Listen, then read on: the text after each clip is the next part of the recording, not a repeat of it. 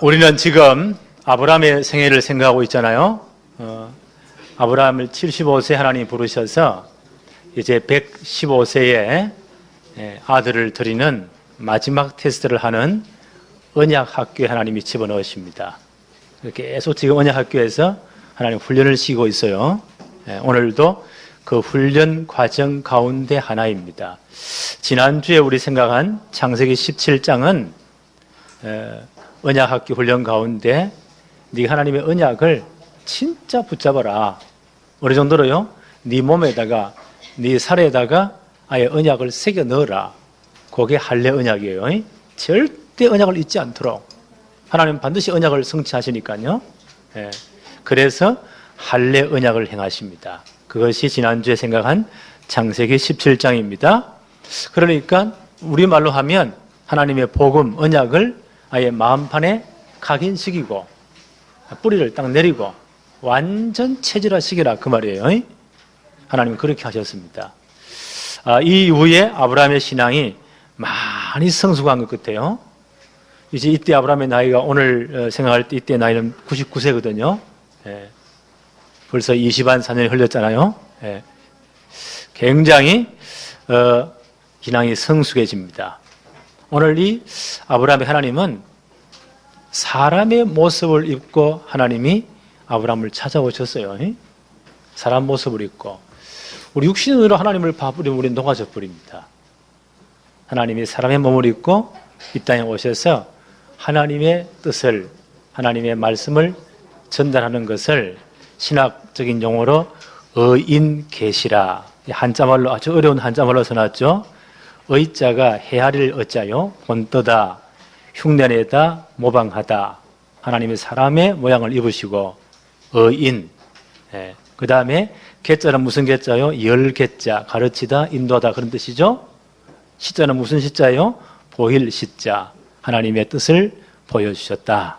이걸 어려운 말로 의인계시라고 해요. 하나님의 사람의 몸을 입고 오셔서 하나님의 계획과 뜻을 전달하셨습니다. 이분이 누구십니까? 삼위 하나님 가운데 성자 하나님이세요. 아브라함이 어느 정도로 신앙이 성숙했냐? 그 사랑의 몸을 입고 찾아오신 하나님을 알아봐서요. 영적 통찰력으로 하나님이 사랑의 몸을 입고 오셔서 나를 찾아오셨구나 알아볼 정도로 아브라함의 믿음이 성숙했습니다. 그래서 아브라함은 이 하나님을 영접하게 되지요. 그리고 그 천사를 동행하고 오신 세 분, 그 중에 한 분은 성자 하나님이세요. 그 세 분을 아브라함이 잘 접대합니다. 영접하고 그를 접대합니다. 그리고 친밀한 교제를, 아주 깊은 교제를 나눕니다. 그리고 아브라함이 그 조카 롯이 있는 소돔 땅을, 소돔 고모라를 하나님이 멸망하신다고 하잖아요. 그래서 그들을 위해서 중보기도 하는 책임을 다합니다. 이것도 언약 학교를 통과할 때 반드시 패스해야 될, 이거는 그 중요한 이 패스 과목이에요. 이 패스 과목을 졸업 학점을 못하면 졸업을 못해요. 이것도 반드시 패스해야 될 중요한 과목이에요. 그게 뭐라고요? 정말 그리스도를 영접하고, 그리고 주님과 함께 깊은 교제의 축복, 주님과 깊은 친밀한 교제를 나누는 이 축복을 반드시 누려야 됩니다. 그러면 이런 사람들은 정말 세상을 위해서, 불신자를 위해서 진짜로 기도할 수가 있어요. 중보기도 할 수가 있어요. 이것도 언약학교에서 아브라함이 반드시 통과돼야 될 중요한 훈련이에요. 첫째, 영접과 교제. 창세기 18장 1절 3절 제가 봅니다. 여호와께서 만물의 상수리 나무들이 있는 곳에서 아브라함에게 나타나시니라. 하나님 어떤 모습으로 나타나셨다고요? 사람의 모습을 빌려서 나타나셔서 하나님의 말씀, 하나님의 계획을 전달하시는 것을 가리켜서 신학적인 용어로 의인계시다, 한자말을 써놨죠. 이렇게 나타나신 것입니다. 그 세 분이 나타나셨는데 2절 한번 볼까요? 눈을 들어 본즉 사람 셋이 맞은편에 서 있는지라. 그가 그들을 보자 곧 장막문에서 달려가 영접하며 몸을 땅에 굽혔다. 아브라함이 진짜 영적인 눈이 열려서 알아본 거예요. 아, 하나님이 사람의 몸을 입고 내게 오셨구나. 두 분의 천사를 지정하고 오신 것입니다. 3절에 보니까 이르되 내 주여 내가 주께 은혜를 입어 사오면 원하건대 종을 떠나 지나가지 마옵소서. 볼 때 아브라함은 이미 아마 눈치를 챈 거죠. 아, 하나님이 이렇게 사람 몸을 입으시고 내게 오셨구나. 이 주님을 영접합니다. 구약시대에 이렇게 사람 모습으로 나타나신 하나님, 바로 성자 하나님이세요. 이렇게 나타나신 이유는 바로 창세기 3장 15절의 주인공 여자의 후손이 사람의 몸을 입고 이 땅에 오실 것을 예표하는 사건이에요. 아브라함이 이 사실을 진짜 알아봤단 말이에요. 영적 눈이 열려서. 그리고 그분을 몸을 굽히면서 영접합니다. 이 말은 그리스도를 영접하면 똑같다는 말이에요. 요한복음 1장 12절에 영접하는 자, 예수 그리스도를 영접하는 자, 곧 그 이름을 믿는 자들에게는 뭐가 되는요? 하나님의 자녀가 되는 권세를 주신다고 했어요. 그리고 아브라함이 뭐라고 말합니까? 창세기 18장 5절로 8절에 쭉 보니까 내가 떡을 조금 가져오리니 당신들의 마음을 상쾌하게 하신 후에 지나가소서. 당신들이 종에게 오셨음이니이다. 그들이 이르되 내 말대로 그리하라. 아브라함이 급히 장목으로 가서 사라에게 이르되 속히 고운 가루 세 서알을 가져다가 반죽하여 떡을 만들라 하고, 아브라함이 또 가축되어 있는 곳으로 달려가서 기름지고 좋은 송아지를 잡아 하인에게 주니 그가 급히 요리한지라. 아브라함이 엉긴 젖과 우유와 하인이 요리한 송아지를 가져다가 그들 앞에 차려놓고 나무 아래에 모셨음에 그들이 먹으니라.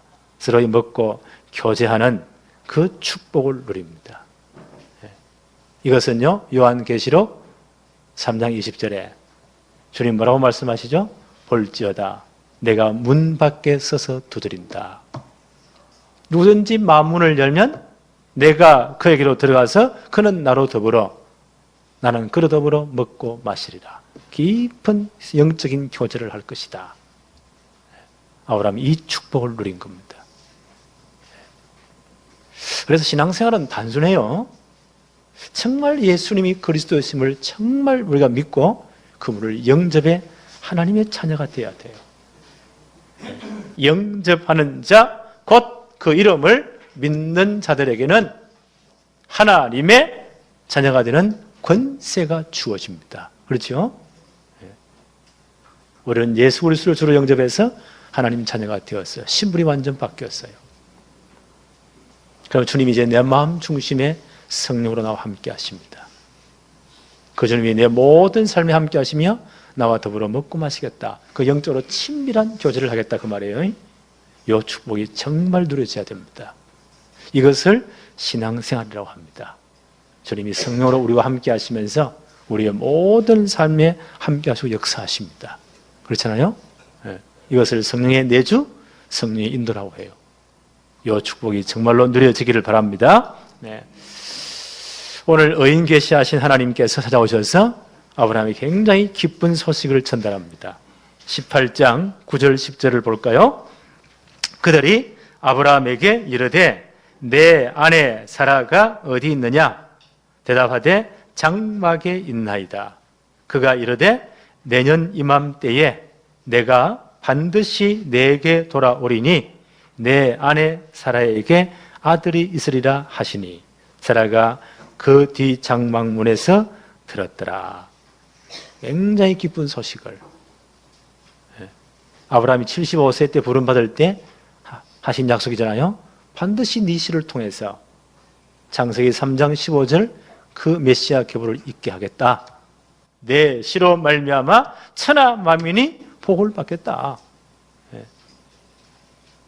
24년이 지금 정확히 말하면 24년이잖아요. 아브라함이 진짜 이 언약 붙잡을 때 하나님 다시 한번 이 소식을 선포하십니다. 내년 이맘때가 되면 내가 약속하신 아들을 주겠다. 예. 지금 사라에게 들으라고 지금 하시는 말씀이에요. 11절 12절 이제 사라가 장막문에서 이 말씀을 듣습니다. 사라는 아브라함보다 10살 아래입니다. 이때 아브라함이 99세니까 사라는 몇 살입니까? 89세. 89세. 옛날에 지금 작은 나이는 아니에요. 89세. 이분이 뭐라고 말하죠? 아브라함과 사라는 나이가 많아 늙었고 사라에게는 여성의 생리가 끊어졌더라. 이미 모든 생산 기능이 다 끝나버린 겁니다. 그러니까 12절 보세요. 사라가 속으로 웃고 이르되 내가 노쇠하였고 내 주인도 늙었으니 내게 무슨 즐거움이 있으리요? 아니 이게 말이 됩니까? 인간의 모든 생산 기능이 다 끝나버렸는데 그것이 말이 됩니까? 사라가 지금 웃고 있습니다. 13절을 볼까요? 여호와께서 아브라함에게 이르시되 사라가 왜 웃으며 이르기를 내가 늙었거늘 어떻게 아들을 낳으리요 하느냐? 그러면서 하나님 중요한 답을 주세요. 14절 한번 볼까요? 여호와께 능치 못한 일이 있겠느냐? 기한이 이를 때에 내가 내게로 돌아오리니 사라에게 아들이 있으리라. 하나님은 창조주 하나님이시잖아요. 그 하나님께 능치 못한 일이 있겠느냐? 왜 하나님은 미리 주지? 이렇게 약 올리듯이요 24년을 계속 미뤘다가 이제 아브라함 나이가 100세잖아요. 내년에 100세잖아요. 그 부인이 89세, 내년에 90세예요. 모든 생산력이 다 끊어져 버렸습니다. 그때서 하나님 이 말씀을 하시는 거예요. 왜 그럴까요? 인간의 모든 끝은 하나님의 시작이기 때문입니다. 그렇죠? 11절 다시 한번 보세요. 아브라함과 사라는 나이가 많아 늙었고 사라에게는 여성의 생리가 다 끊어졌다. 이미 생산 능력이 다 끝났어요. 이렇게 이분들이 포기했거든요. 이때 하나님 말씀하시는 거예요. 인간의 끝은 하나님의 시작이에요. 꼭 기억하세요. 목사님 내 인생 끝났습니다. 더 이상 할 용기도 없고 사업 다 말아먹고 인생 끝난 것 같습니다. 아니요. 하나님은 시작이십니다. 우리가 진짜 언약 속에 있습니까? 우리가 진짜 하나님의 백성이 맞습니까? 우리의 끝은 하나님의 시작이에요. 하나님 그렇게 말씀하시잖아요. 사라 자신도 이거 무슨 말씀을 하십니까? 내가 지금 나이가 얼마인데 모든 생산기능이 다 끝났는데 하나님 뭐라고 말씀하세요? 여호와께 능치 못한 일이 있겠느냐? 기한이 이를 때에 내가 내게로 돌아오리니 사라에게 아들이 있으리라. 인간의 끝은 하나님의 시작이에요. 꼭 기억하세요. 모든 문이 다 막혔습니까? 하나님이 역사하실 기회입니다. 아니요, 내 모든 길이 다 막혔습니다. 하나님은 새 문을 여실 기회예요. 이게 하나님의 백성의 특징입니다. 이때 아마 이 사라도요, 진짜 이 믿음이 딱 생긴 것 같아요. 히브리 11장 11절에 이렇게 해석을 합니다. 믿음으로 사라 자신도 나이가 많아 단산하였으나 잉태할 수 있는 힘을 얻었으니 이는 약속하신 이를 믿으신 줄 알았습니다. 잉태할 힘을 얻었대요. 믿음으로. 왜요? 하나님 약속을 진짜 믿었기 때문에. 왜 그렇습니까? 그래야만이 창세기 3장 15절 여자의 후손 메시아 계보가 이어집니다. 하나님 반드시 언약을 성취하시거든요. 아브라함을 75세 부를 때 뭐라고 약속하셨죠? 반드시 내 씨로 말미암아 천하 만민이 복을 받을 메시아 그리스도 보내겠다. 내가 이 일을 반드시 성취하겠다. 하나님 언약 성취를 위해서 아브라함과 사라를요 완전히 인간적인 모든 조건을 끝나게 놓고 하나님은 다시 시작하십니다. 이게 복음의 능력입니다. 오늘 이 복음의 능력이 여러분의 모든 삶에 역사하기를 바랍니다. 이제 아브라함이 사람의 몸을 입고 오신 하나님과 깊은 교제 이후에 하나님께서 아브라함의 중요한 사실을 알리십니다. 그리고 아브라함이 이제 중보기도하는 이런 책임을 다하거든요. 창세기 18장 16절 17절을 제가 봅니다. 그 사람들이 거기서 일어나서 소돔으로 향하고 아브라함은 그들을 전송하러 함께 나가니라. 17절 여호와께서 이르시되 내가 하려는 것을 아브라함에게 숨기겠느냐. 자, 기가 막힌 말 아니에요? 하나님 하시는 그 엄청난 일들을 내가 아브라함에게 숨기겠느냐 그 말이에요. 진짜 이 하나님의 백성들은요, 하나님과 깊은 교제의 축복을 누리는 사람들은 하나님의 일을 미리 당겨봅니다. 하나님 분명히 아브라함에게 내가 하는 일을 너에게 숨기겠느냐. 그래서 야고보서 2장 23절에는 이렇게 말씀합니다. 아브라함이 하나님을 믿으니 이것을 의로 여겼었다는 말씀이 이루어졌고 그는 하나님의 벗이라 칭함을 받았나니. 하나님의 벗이었다. 하나님의 친구였다. 지난 친구는 다 할 일을 말하잖아요. 이것은 뭘 의미합니까? 하나님과 아브라함 사이에 깊은 영적인 교제가, 친밀한 영적 교제가 이루어진 거예요. 여기에 이때 아브라함의 영적 상태입니다. 우리의 신앙이 하나님과 깊은 영적 교제가 되어지는 이런 영적 상태로 성장되어지기를 바랍니다. 이런 영적 상태가 되어야 돼요. 우리가 왜 예배를 드리죠? 이 축복을 회복하려고.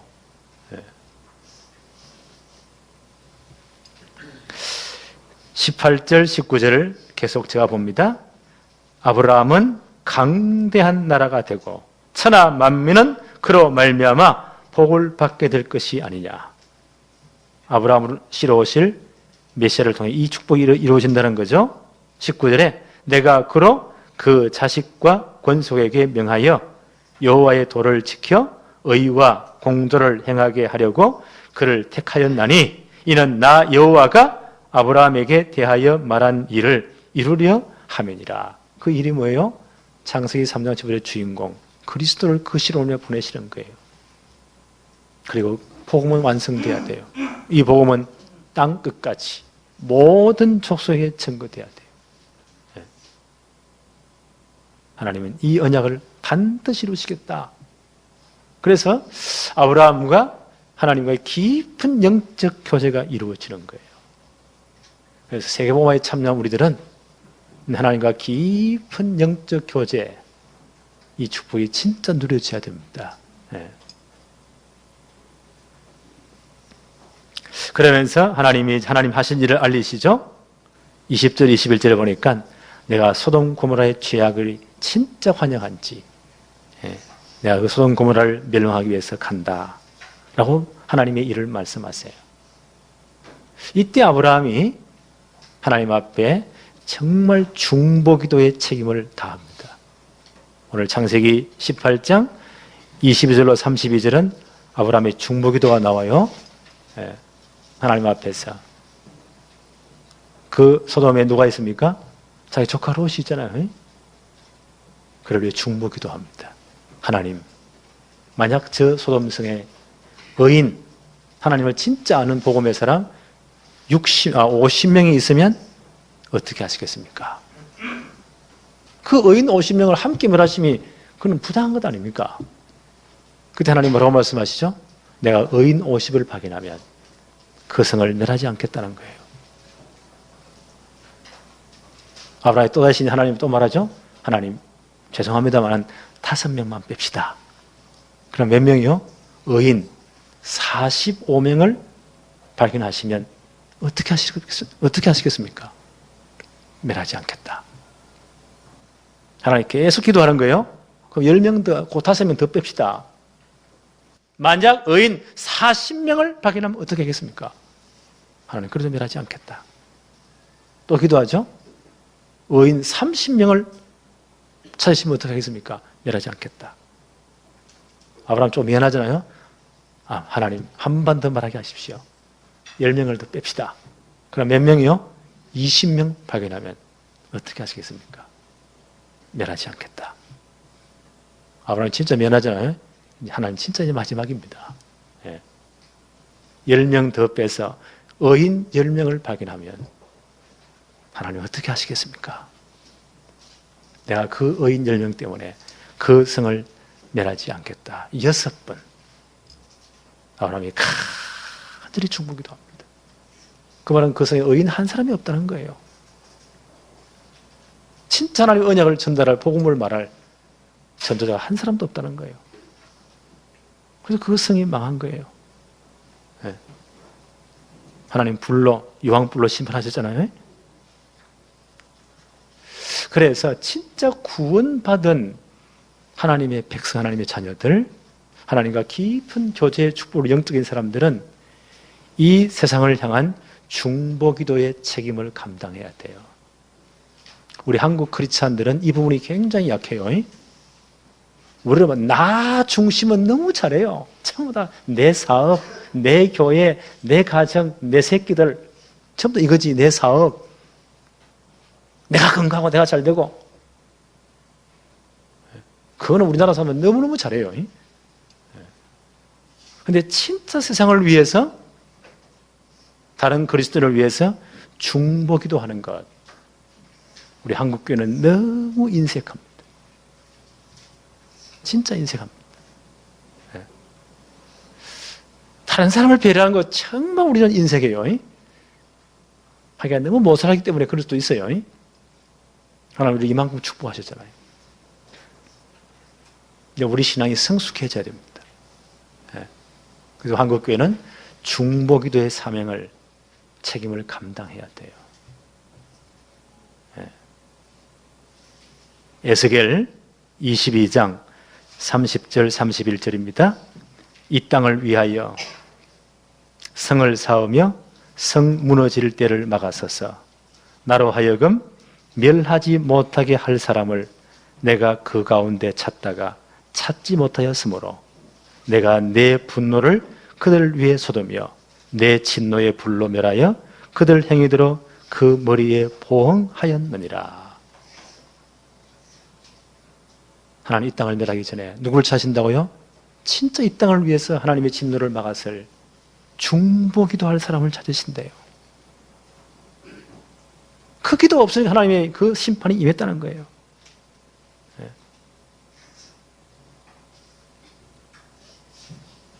오늘 아브라함이 하나님과 깊은 교제의 축복을 누립니다. 그렇죠? 그리고 하나님을 영접하고, 그럼 그리스도를 영접한 거예요. 깊은 교제의 축복을 누립니다. 그리고 그는요, 이 중보기도의 사명을, 책임을 정말 잘 감당합니다. 이 모습이 우리 한국교회에 나타나야 돼요. 그래서 우리 교회는 이 시작하는 교회지만요, 진짜 신앙이 성숙한 교회가 돼야 돼요.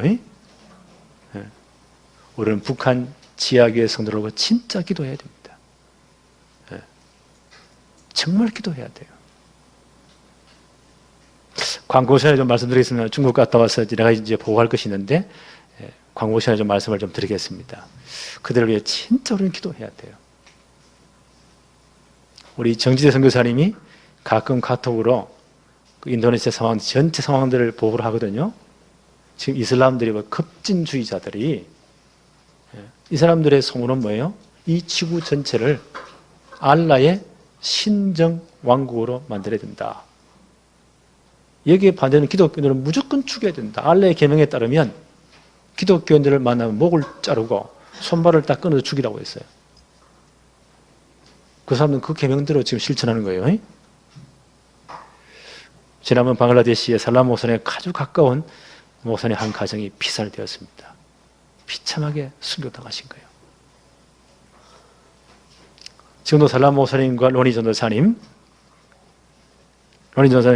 일전에 감옥 가서 그렇게 고통을 많이 당했잖아요. 지금도 계속 테러의 위험이 있습니다. 언젠가는 죽인다는 거예요. 정말 그들의 일부는 기도해야 됩니다. 이게 중보기도의 중요한 책임이요. 오늘 아브라함이 보세요. 하나님께서 소돔 고모라를 멸할 계획이 있다.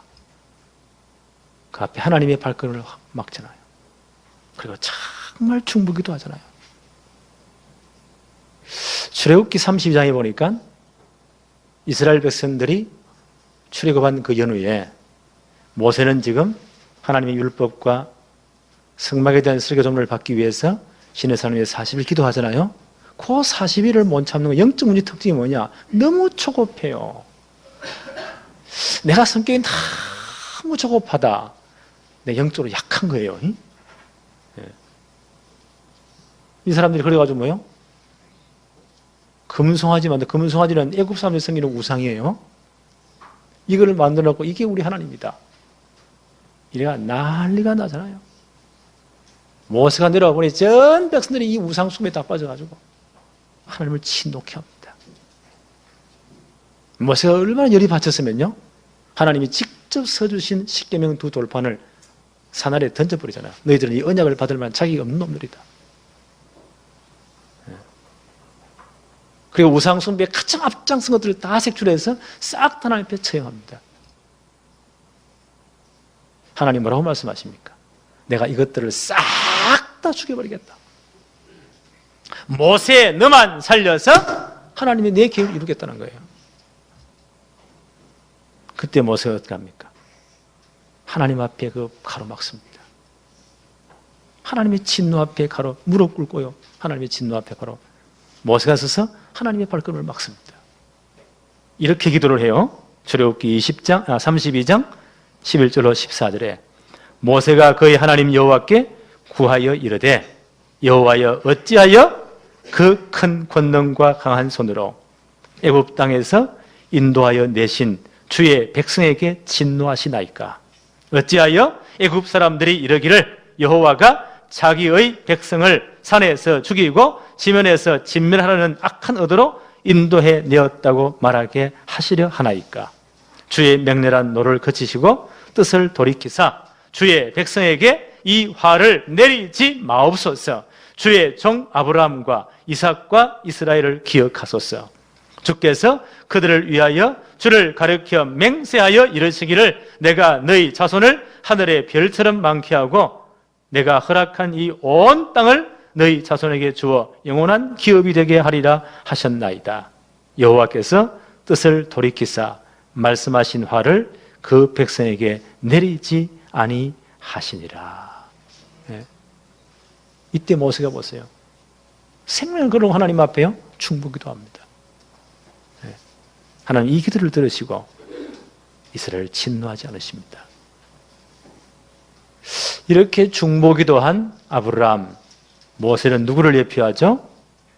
참된 중보자이신 그리스도를 예표하는 인물들입니다. 참 중보자이신 그리스도를 예표하는 인물들이에요. 그래서 디모데전서 2장 5절 6절 이렇게 바울은 설명합니다. 하나님은 한 분이시요 또 하나님과 사람 사이에 중보자도 한 분이시니 곧 사람이신 그리스도 예수라.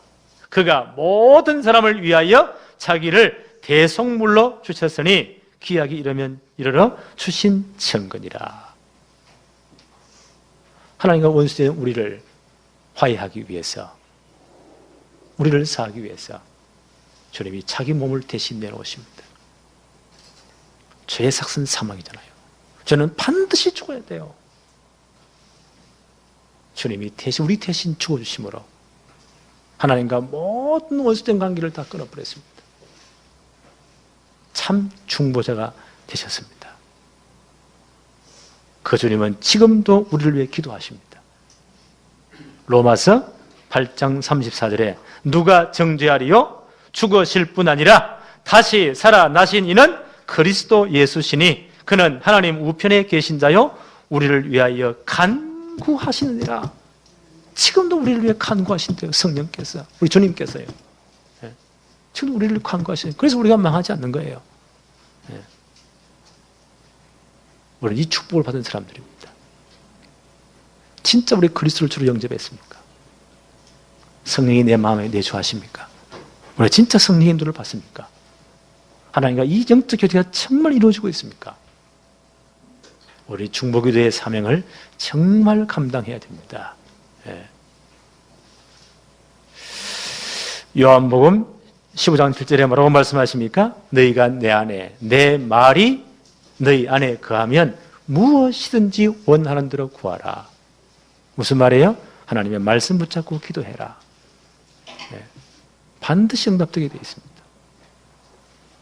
하나님 말씀 붙잡고 누구 이름으로요? 요한복음 14장 13절, 15장 16절, 16장 24절 내 이름으로 무엇을 구하든지 응답하겠다. 반드시 하나님 말씀 붙잡고, 왜 하나님 말씀 붙잡고 하나님의 계획이 있으니까요. 그리고 누구 이름으로요? 예수 그리스도 이름으로 기도해라. 오늘 이 축복이 정말로 누려지기를 바랍니다. 그런데 디모데전서 2장 1절로 3절에 바울은 뭐라고 우리에게 여러 가지 교훈을 하십니까? 모든 사람을 위하여 간구와 기도와 도고와 감사를 하되 임금들과 높은 지위에 있는 모든 사람을 위하여 하라. 이는 우리가 경건과 단정함으로 고요하고 평안한 생활을 하려 함이라. 이것이 우리 구주 하나님 앞에 선하고 받으실 만한 것이다.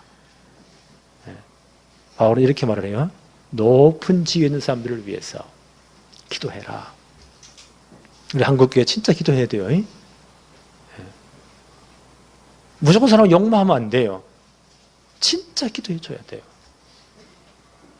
대통령을 위해서, 여러 정치인들을 위해서, 정말 국회의원들에서 기도해 줘야 돼요. 저 사람들이 정말 하나님을 두려워하고 백성을 사랑하도록, 그리고 정말 바른 정치를 하도록 우리 진짜 기도해 줘야 됩니다. 이 기도는 안 하고요 욕망한다, 이건 잘못된 거예요. 기독교인들이 정말 기도해 줘야 돼요. 성경은 이것이 하나님 앞에 선하고 받으실 만한 것이다. 한국 사회가 잘못되었다, 교회가 기도 안 했다는 증거예요.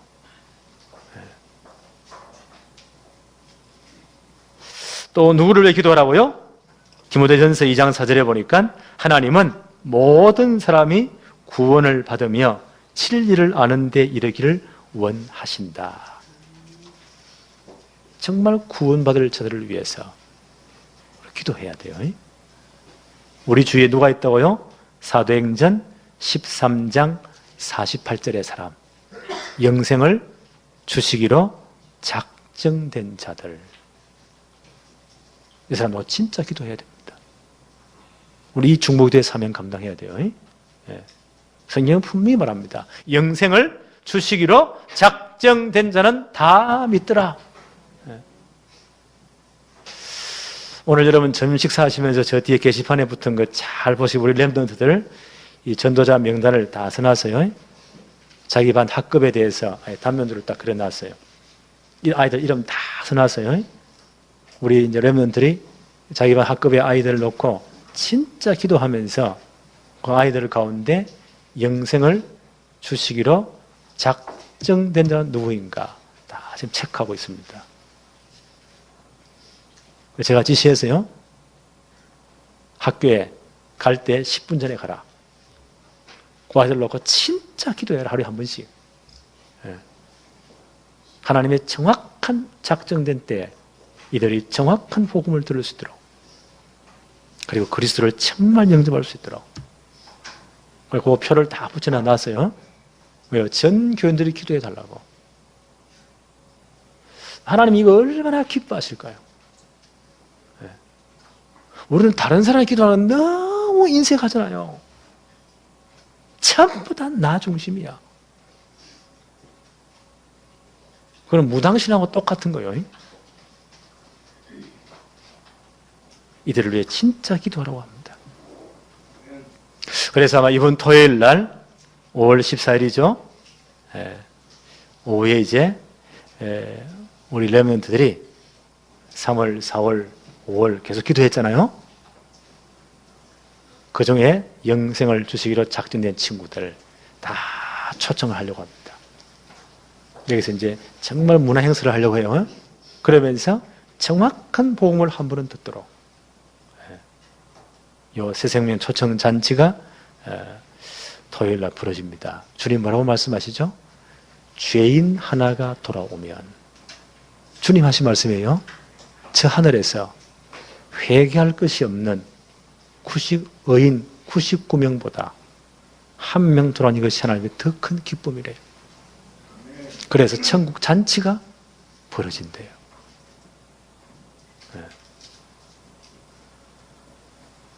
우리 이 일 좀 합시다, 이제는. 그래서 우리 주위에 누가 있다고요? 영생을 주시기로 작정된 자가 있어요. 그 사람이 이마에다가 뭐 작정된 자 딱 박아놨으면 부르면 되는데 똑같잖아요. 그래서 기도하라는 거예요. 기도할 때 너희 마음과 생각을 지키시리라. 내주 10분 이내에 늘 보는 사람이겠죠? 30분 이내에 일주일에 한 서너 번 보는 사람이겠죠? 1시간 이내에 한 달에 서너 번 보는 사람이겠죠? 여기까지만 합시다. 딴 동네 맡기고.